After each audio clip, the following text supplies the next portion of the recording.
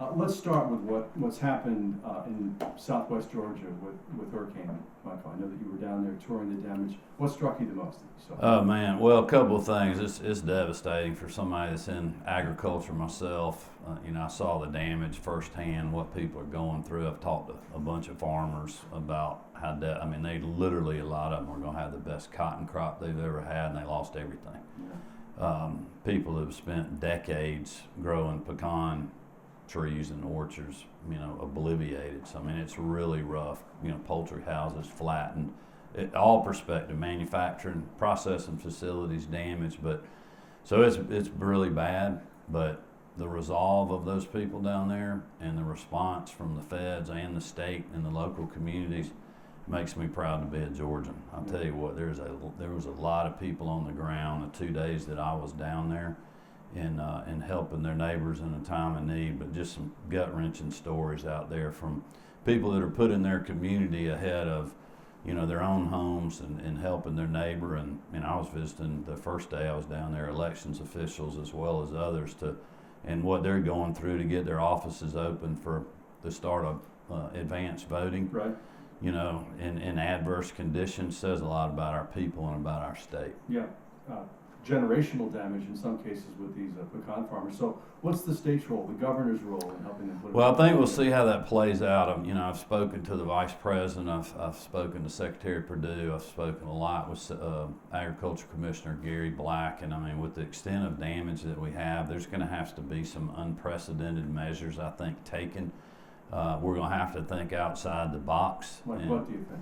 I think just, the traditional levels of support at the federal level, I don't think are going to help people recover. I don't think they're going to be able to do that. And that's, people like Austin Scott talking about the different programs that are out there. So I think we're going to have to look and see, how we deal with that, whether it's, restructuring of debts, loan forgiveness. I don't really know the answer. I don't want to get pinned down on what the answer is, but I do know this: I'll be a governor that'll be right in the middle of that, trying to work to help that situation recover down there, and it will. We have a lot of great advantages with ag and farming in Georgia, and we're absolutely going to strengthen rural Georgia, and we need a governor that understands that, and I absolutely do. Okay, let's stay in rural Georgia.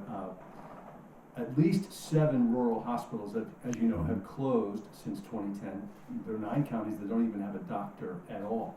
Why not dip into Medicaid money to help those struggling communities? Well, expanding a government program that's not working is not going to help the problem. We got to do more than just say, let's have another big government program to do that. That's why I support expanding the rural hospital tax credit. Jeff Duncan and I, did a video supporting that, moving that from 60 million to 100 million. That's absolutely helping our rural hospitals right now, and we're going to help them more when I'm governor. But we also got to have more accessible health care, and that's why I want to get exemptions or waivers or innovation or whatever you want to call it to Obamacare, where we can allow association health care plans. So, small neighborhood pharmacies, builders, electricians, different small business people can pull together for a health care plan to help make it accessible, lower cost, have more markets in our state. That's why part of my plan is to incentivize doctors to go practice in rural Georgia with loan forgiveness programs. Those are the policies that are going to work. Her goal of expanding Medicaid is not just that. She has written in her book that she wants to do away with Medicaid and Medicare and have single payer, government run health care. Well, when that happens, you're not going to be able to choose your doctor. You're not going to be able to, you're going to be in long lines waiting for the doctor. Okay, but in rural Georgia, people don't have in many cases, don't have a doctor anywhere near them. And if there was an easy private sector solution, tax credits and that sort of thing, loan forgiveness, I know how highly you think of Governor Deal. Why wouldn't he have done that and prevented these things from closing down? Well, I think you have to think about Governor Deal's position too. The guy was head of the Medicaid subcommittee for when he was in Congress. So if anybody knows about health care and Medicaid, it's him. There's a reason he's not expanding it. It doesn't work. Doctors, 67% of doctors said if you expand the program, they're not going to take new patients. They're losing 14 cents on the dollar right now. I think we need to use innovation to lower cost in Medicaid, increase the provider rate so you can provide more access. But it's more than just the rural hospital. If you don't have people that live there Mhm. in communities and tax investments to grow the local economy instead of it decreasing like it is now in our small cities and towns in rural Georgia drying up, it doesn't matter how much government money you send down there. You're not going to have a sustainable model. It's a supply and demand situation. That's why I focused on rural Georgia. That's why I was the first person in the race to come up with a plan to have an economic strike team for rural Georgia in the Department of Economic Development. Their sole job will be to focus on rural Georgia, focus on investment in jobs and moving the needle with projects of regional significance and many other things. You know, The broadband, that sort of thing. yeah, high-speed internet. You know, so it's not a one-size fits all government program that saves rural hospitals. We got to have investment. We got to have jobs. We got to grow the rural economy.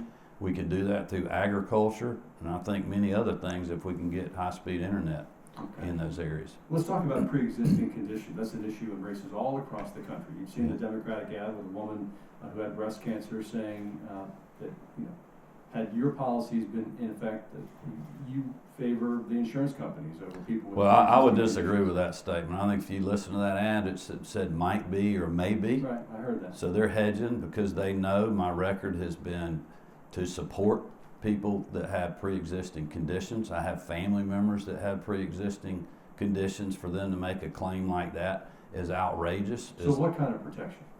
Well, I think that part of the exemptions for Obamacare to allow association health plans, you're going to have more access. So working people can get on a private sector plan versus being on a government plan.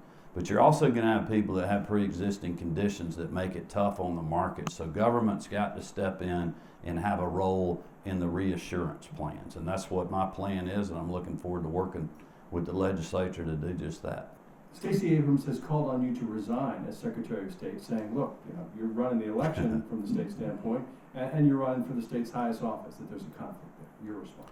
Well, unlike her, I'm not going to resign. I took an oath to serve these people a little less than 4 years ago as Secretary of State, and that's exactly what I'm going to do.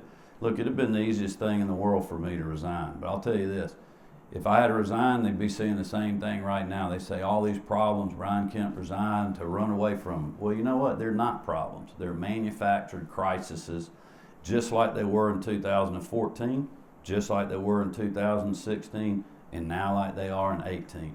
I have a great record of making elections more accessible and more secure in our state and keeping them fair, and that's exactly what I'm going to continue to do. If you look at her claims about anything on voting, they're all false. Well, she says voter suppression, and it would be in your interest, obviously, if people of color decided for whatever reason not to come out and vote early. Well, that's ridiculous. That's absolutely ridiculous. Yeah. I trust my record for anybody to participate in the elections and vote for the candidate of their choice. What those individuals should understand is her claims are lies. They're lies. The first lawsuit they filed was the day or either 2 days after we announced that we had the most people on the voter rolls that we've ever had in our state. Over 7 million people, because of policies and things that I had done as Secretary of State, like online voter registration, where literally anybody can register to vote 24 hours a day, 7 days a week on our online system or on our free mobile app that they can get on their phone. We had over 50,000 people register to vote the last day on October the 9th, in 1 day. Stacey Abrams' group, New Georgia Project, has created these problems because their canvassers don't know how to get people to fill the form out correctly like 7 million other Georgians have. So she's blaming me for a problem that she created. And she voted against online voter registration. And look at it's ridiculous to talk about suppression. Look at the last presidential election. I know Stacey Abrams doesn't like the result, but we had the record number of votes and a record percentage of turnout. Right now, today, yesterday, Tuesday and Monday, record numbers in a mid-year election. Do you think people are getting suppressed? No, they are not. No, there's a lot of enthusiasm, no question about it, on both sides of the aisle when it comes to registration. And all the individuals that she's talking about has to do to participate. They go down to their local elections office. I'd encourage them to do it today. show their photo ID just like you and I do as Georgians, and they can vote. You know, she's not saying that. Well, and since that's the case, then why create this limbo because of the exact match law? What's the purpose of the exact match law? There's If- nothing if that's you limbo, have to- Russ. We have laws in the state, laws that we follow to register to vote. You have to fill out the information correctly on the form. You have to show a photo ID. That's all these individuals have to do to go vote. Okay, fair enough.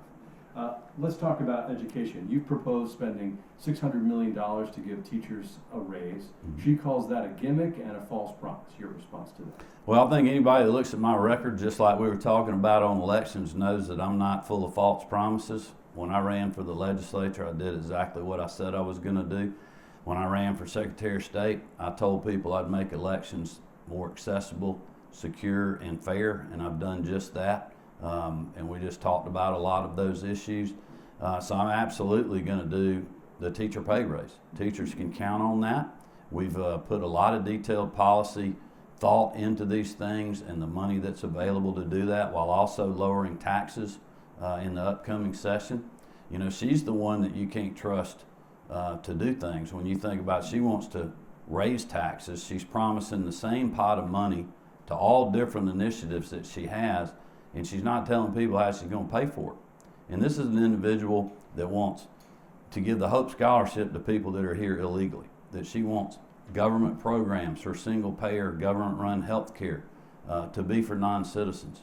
Georgians are not going to go for that. Okay. We're seeing kind of a new Brian Kemp on TV these days since the primary, saying, look, we can disagree, but let's disagree on the facts and not be ugly. Seems like a different guy from the one who was driving his F-250 and promising to pick up criminal illegals. Take Thank them you back for to getting court, that, yes. because I've got a robust public safety plan to go after drug cartels and street gangs. But look, we're talking to, you know, general election voters now. It's a very different race. Our policies and procedures are, and really our thoughts are very different. I mean, she's being funded and controlled by people from California and New York and Martha's Vineyard. And I'm speaking to issues that hardworking Georgians care about right now.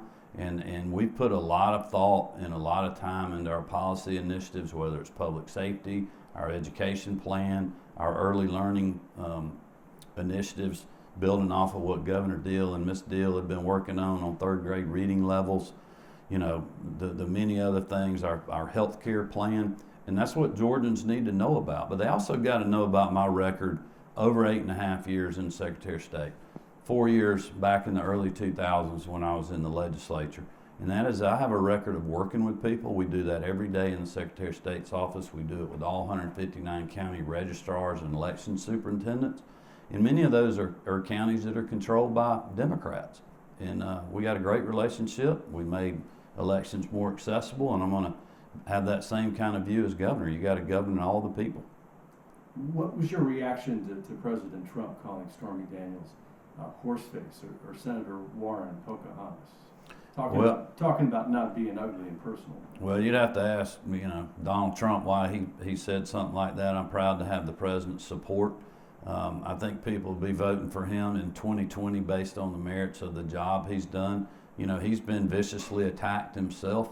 I'm sure there's some things that Elizabeth Warren has said about him that he would disagree with, so I'll let them fight that battle. I got my own battle I'm fighting here, but very proud to have the president's support and the vice president, and proud of the record that they have of cutting government regulations, lowering taxes, strengthening our military, and fighting hard for people in rural America, and I'm going to do the same thing as governor. Yeah. As you know, the Kavanaugh hearing animated Republican voters. Did you believe him or Dr. Ford? Well, I said all along I felt like all parties need to be heard, and they were. I also said right before the confirmation that I felt like, based on what I knew and what I'd seen, that he needed to be confirmed. I don't doubt that something happened to Dr. Ford. I just don't know what that is, and there is no evidence that Judge Kavanaugh had anything to do with that. You know, I feel very sorry for her in the situation that a lot of leaders of the Democratic Party put her through.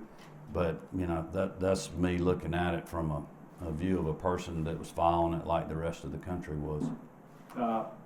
your wife has done a fantastic job on these commercials. I was mentioning to her, we got a tight race here. If it's a 1-point race at this point, she's probably responsible for 5 at least, don't you think? I'd say at least that. I mean, look, she's a fantastic lady. Better than that, she's a great mother.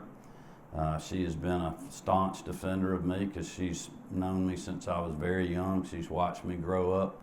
She's been with me in some of the toughest times in my life, whether it was in government service, in the private sector, or as a father. And she's fighting hard. She believes in the vision that we all have for our state.